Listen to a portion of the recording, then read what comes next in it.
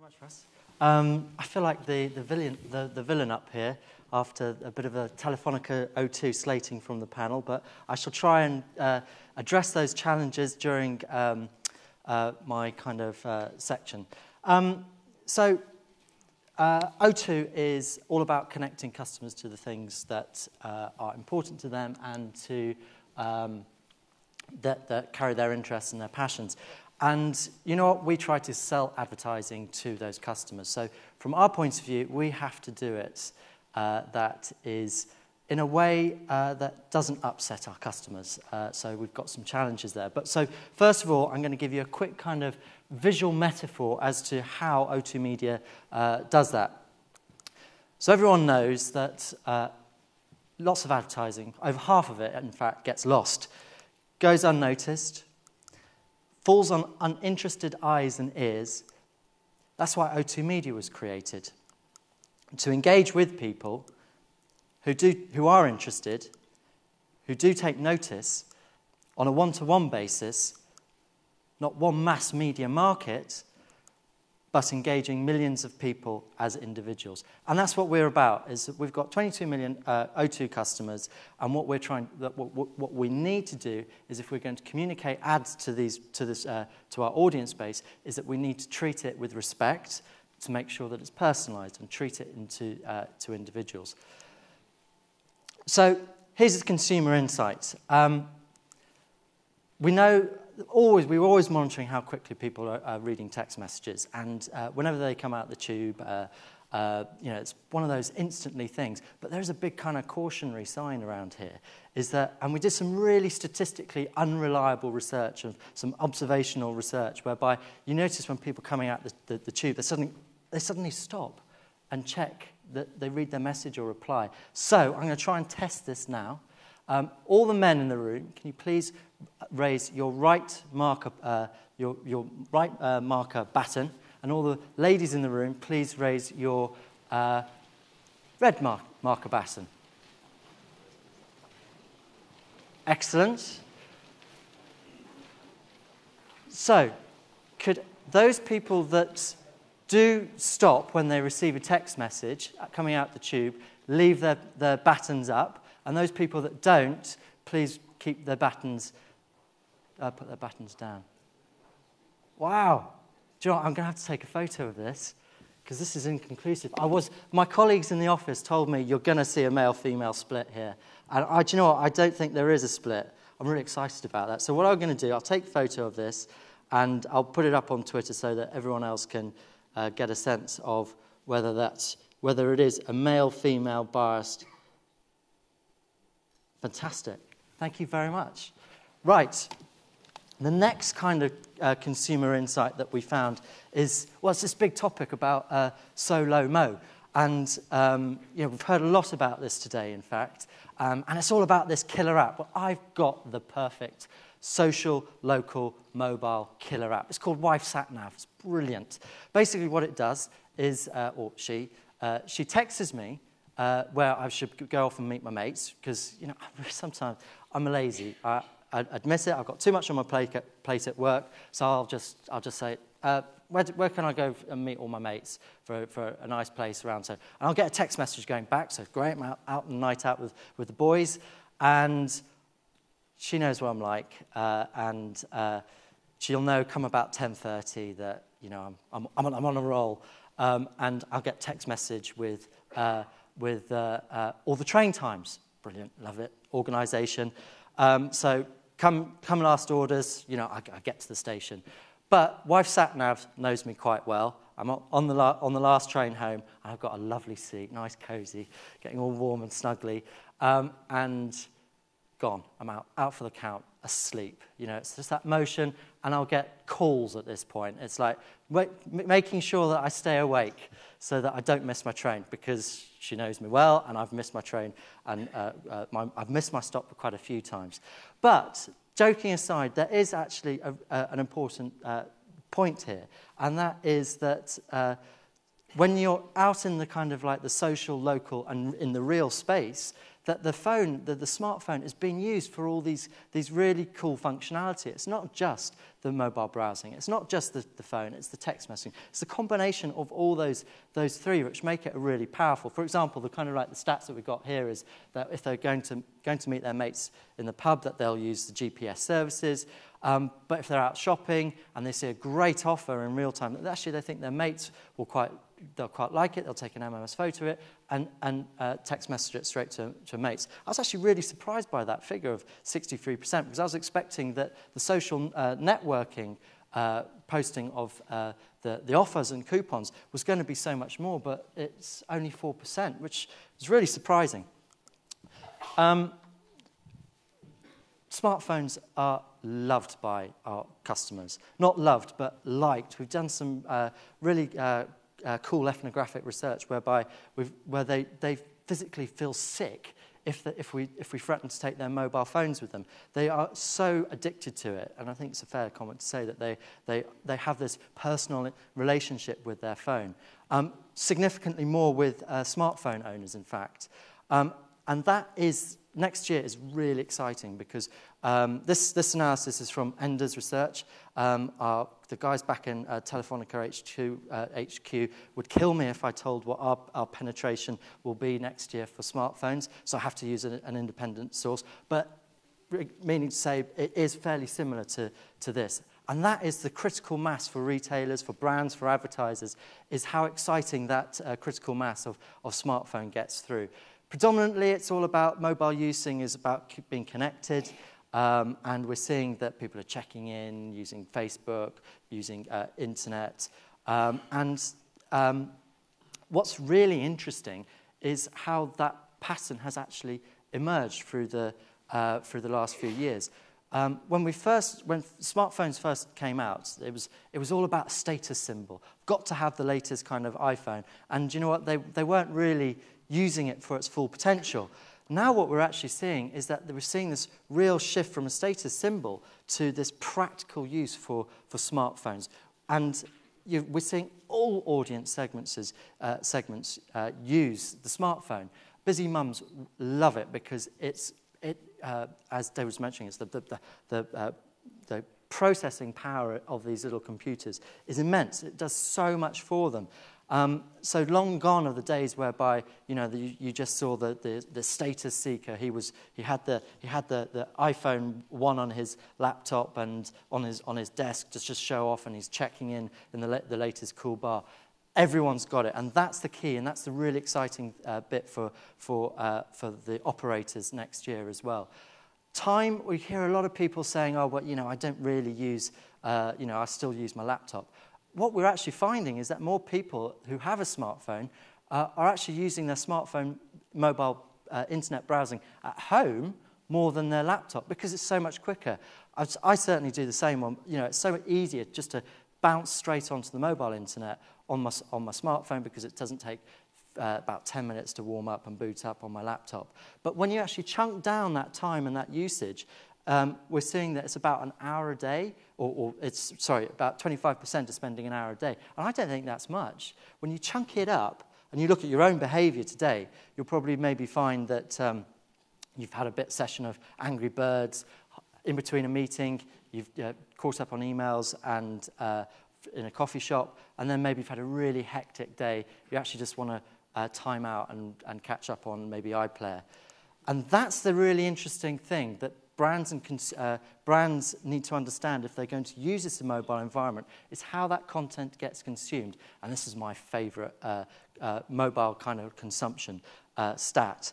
You've got these two different kind of like mindsets at how people are consuming the mobile internet. You've got those people which are called binge drinkers, and they're consuming loads and loads of content really fast, banging it out to their mates as quickly as they're possible, versus those people that are in that chocolate moment, that self-indulgent time where they actually want time out from the world, where they just want to take out all the focus away from us. So you could see, have a look, you could see the people that are in these kind of like different kind of like consumption modes. You'll see those people that are the binge drinkers and they're frantic, they've got the paper in one hand, the mobile on the lap, and they're trying to do so much. Whereas you can have someone naked walk straight past the people and that chocolate fits, and they won't notice that naked person has walked by.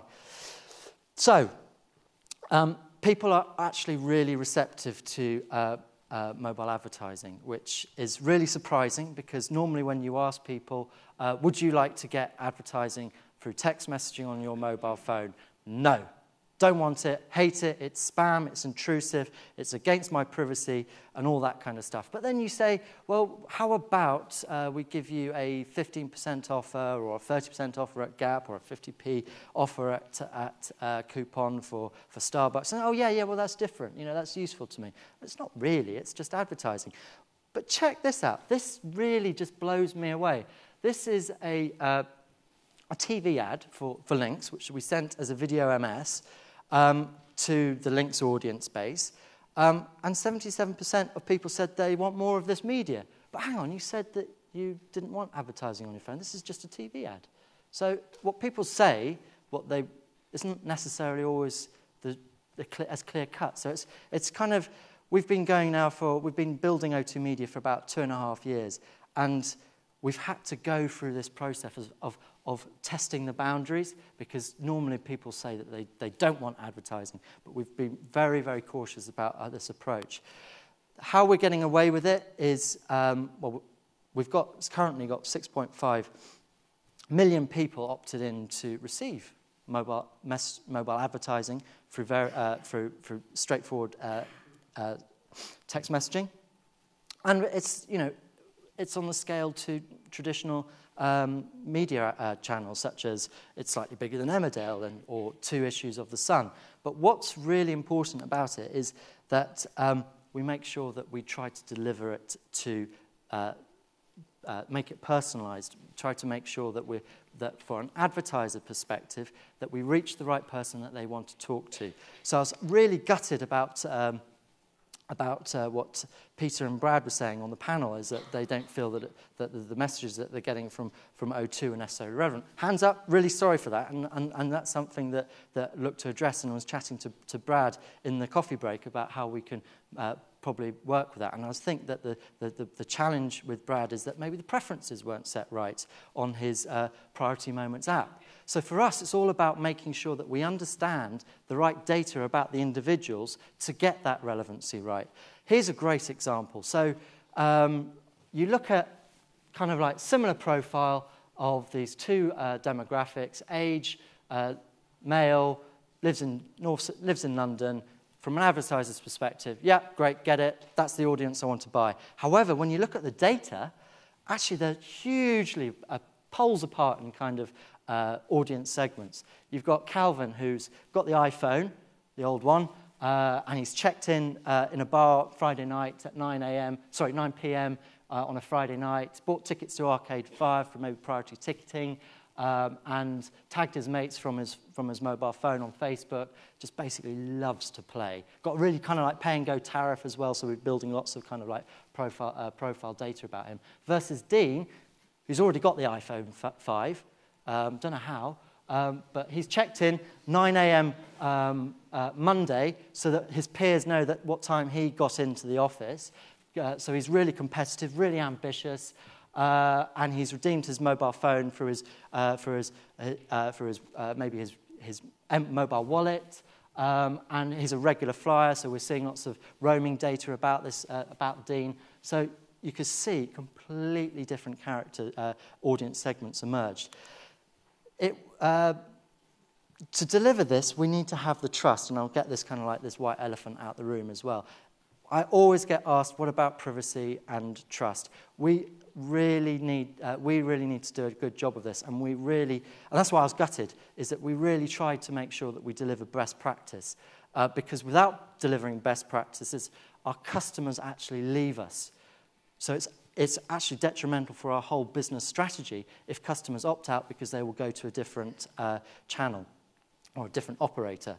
So it's really taken to heart. We monitor this in three ways. We monitor it on a kind of like a quarterly kind of like customer satisfaction survey, not tight enough from my perspective. We monitor, getting more tighter is we monitor it from advertising effectiveness campaigns, so that we'll actually ask after heavyweight campaigns, did you like it? What was your perception of it? Do you want more of it? Don't you want more of it? So we're getting a good lifestyle statement or picture, but more importantly, and the real-time way that we monitor it, at the end of every advertising message, there's an opt-out. So any customer at any time can opt out to receiving these text messages, which gives us that real kind of finger on the pulse as to whether customers are appreciating, liking them, or ensuring that they just stop the messages so that they stay a customer of those too, but stop getting the advertising messages. It was 2010, World Cup year, World Cup football year, and big opportunity for advertisers to communicate to football fan audience base. And we just moved out of Slough into this tiny little office on the Edgware Road above Carpetwright, and it was an engineer's office. So there's all these maps everywhere around the room with the cell sites, you know, the network masks of where they all around London. And there was these loads of masks around the Olympic sites, around Wembley Stadium, and all a lot of the kind of the high concentration areas of where people gather.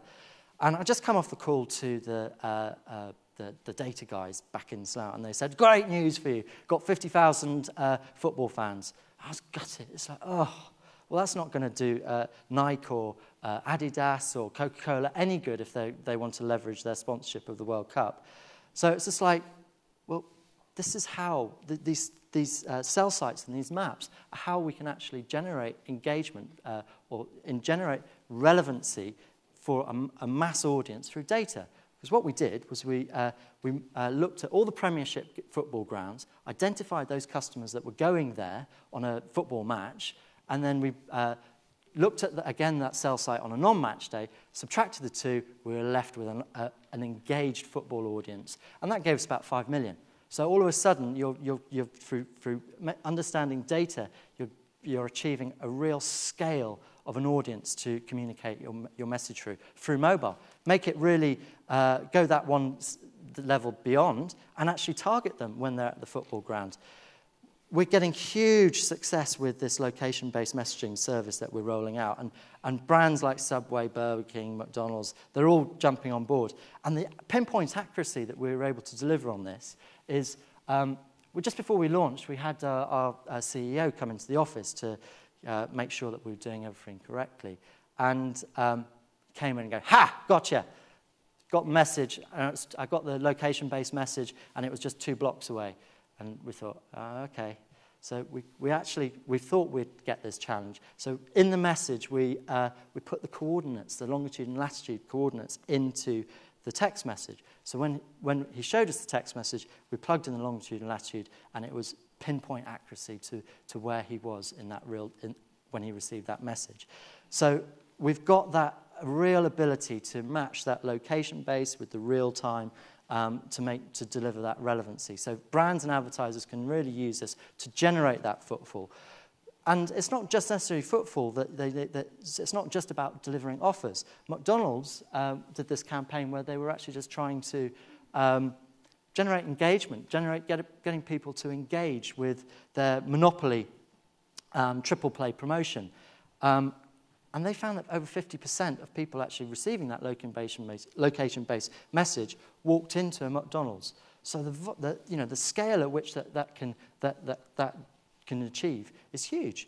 Likewise with Starbucks, and this was they were actually doing a 50p off, and they found that 14% of those people that received the message generated an offer, which the guys back at the OMD and Brand Science did an econometric modelling and discovered that mobile was the most efficient way at generating a return on investment, more so than their other media channels.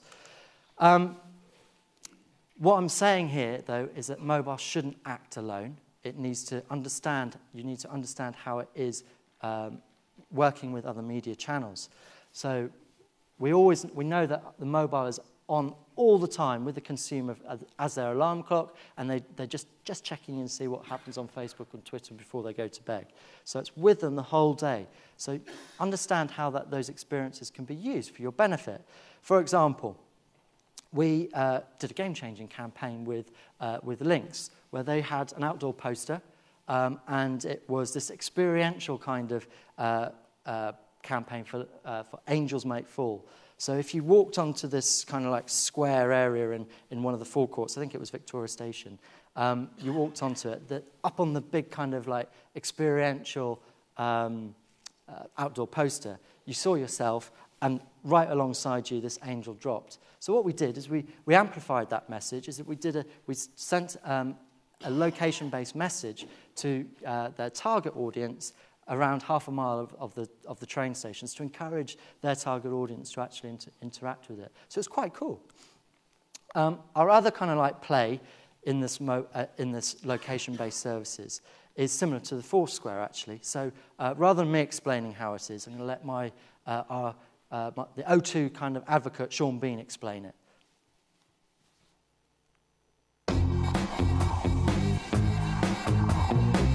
Priority moments from O2 are here, giving you exclusive offers and experiences from top high street brands, all day and every day. From meals, books, and fashion accessories, to half-price cinema tickets, and all at the touch of a button. This is Priority Moments. Text Moments to 2020 to join. Thanks, Sean. So, why we did this was quite interesting. The whole reason why we sponsored the O2 was not to put our name above the door. It was actually a loyalty scheme. It was just to give customers a little treat as to whether, so that they could get 48 hours, they could get tickets 48 hours before any other customer. So it's a brilliant kind of loyalty scheme. Now, our challenge at O2 is that we've got this, what's called the cupcake analogy, is that our customers already know that they've got their cake with the cherry on the top. So they're kind of like, the customer insight that came back was, well, give me the cup of tea. So the point that we've trying to do with the priority moments is making that kind of like that priority moment from the O2 where customers can get 48-hour tickets before into everyday life. So that then they're walking down the street and then they don't need to build up any kind of loyalty. They don't need to. They're just literally using it as a tool. So they can walk in down the street and say, "Bugger, I've left my printout for ZZ's on the kitchen table for my offer." Do you know what? Bang! Open up the phone. There's the offer I want. So I really encourage you to have a play around it if you are O2 customers. But please have a look at your preferences on it so that you don't get the female offers if you're a male, because you might end up getting lots of messages about spa days. But if you're into that, that's cool. But if you want Odeon cinema tickets, make sure you put that up to the top. Now, our kind of position, again, it's absolutely in the marketplace about trying to be personalised. So I do take it to heart that we need to deliver on that. And it's our play is that it's open for everyone. Any customer can use it and use it for however they want. And the more that they use it, the better the experience that they should hopefully get out of it. For us, the really exciting piece is the mobile wallets as well coming out, because then you get that whole 360 analysis, that redemption rate closed up, which is really exciting. And what we're seeing at the moment is we're seeing the savvy shoppers, all those innovative shoppers at the moment, they're absolutely armed to the teeth with so many apps on their mobile phone.